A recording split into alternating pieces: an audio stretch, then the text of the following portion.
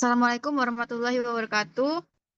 Di sini kami dari kelompok farmasi C, kelompok 4, dengan anggota Wahyu Cahaya Wulandari dengan NIM akhir 097, Ersita Wanda Widiawati dengan NIM akhir 103, Abdul Fakih dengan NIM akhir 106, Hilatul Aulia dengan NIM akhir 120, Dita Nur Aziza dengan NIM akhir 128 akan menjelaskan mengenai evaluasi dan keamanan uji PK dengan kasus yaitu next.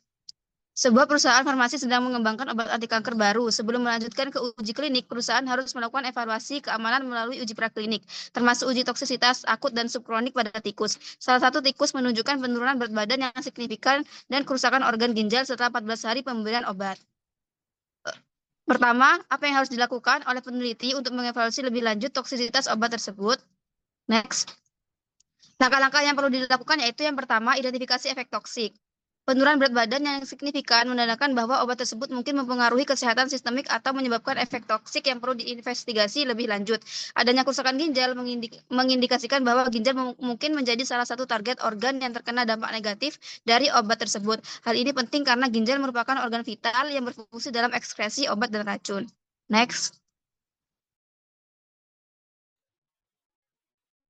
Yang kedua ada klasifikasi efek toksik. Berdasarkan hasil identifikasi menunjukkan bahwa efek toksisitas yang terjadi mengarah pada toksisitas subkronis, ditandai dengan adanya kerusakan organ pencernaan yang menyebabkan penurunan berat badan yang signifikan dan adanya kerusakan organ ekskresi yaitu ginjal.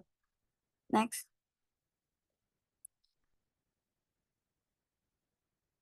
Yang ketiga ada penentuan NOAEL dan LOAEL. Berdasarkan hasil identifikasi toksisitas, peneliti harus menentukan nilai NOAEL atau No Observed Adverse Effect Level dan LOAEL atau Lowest Observed Adverse Effect Level yang berguna untuk menentukan dosis aman serta dalam mengidentifikasi efek samping yang terjadi. Lanjut. Yang keempat ada investigasi lebih lanjut tentang mekanisme toksisitas. Yang pertama ada histopatologi untuk memastikan kerusakan organ ginjal. Yang kedua ada biomarker ginjal. Selain menilai histopatologi, pengukuran biomarker ginjal seperti kreatinin dan blood urea nitrogen dapat memberikan indikasi apakah fungsi ginjal terganggu. Selanjutnya ada penyesuaian dosis dan penilaian ulang. Jika efek toksik terlihat pada dosis yang diberikan, maka perlu dilakukan penyesuaian dosis atau pengulangan uji. Next. Yang keenam yaitu penentuan efek toksik dapat ditoleransi atau diperbaiki. Pada obat anti kanker seringkali ada toleransi risiko yang lebih tinggi, sehingga meskipun demikian efek samping seperti kerusakan ginjal harus tetap diatur dengan ketat. Next. Yang ketujuh yaitu keputusan melanjutkan atau menunda uji klinis berdasarkan hasil toksisitas yang didapatkan. Jika kerusakan ginjal dan penurunan berat badan terlalu parah, maka pengembangan obat harus dihentikan. Next. Kemudian ada dokumentasi dan pelaporan. Semua permasalahan harus didokumentasikan dengan cermat untuk laporan internal.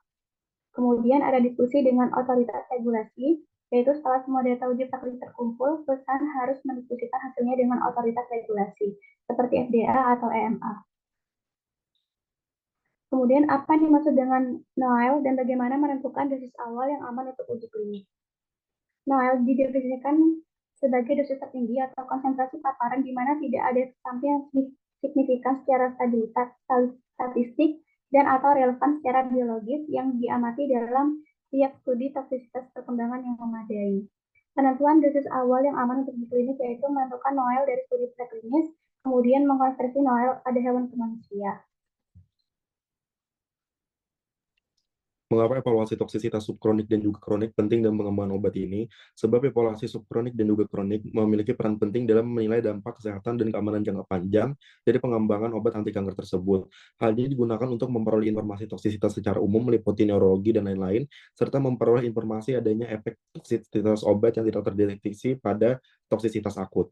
Sekian presentasi dari kelompok kami. Wassalamualaikum warahmatullahi wabarakatuh.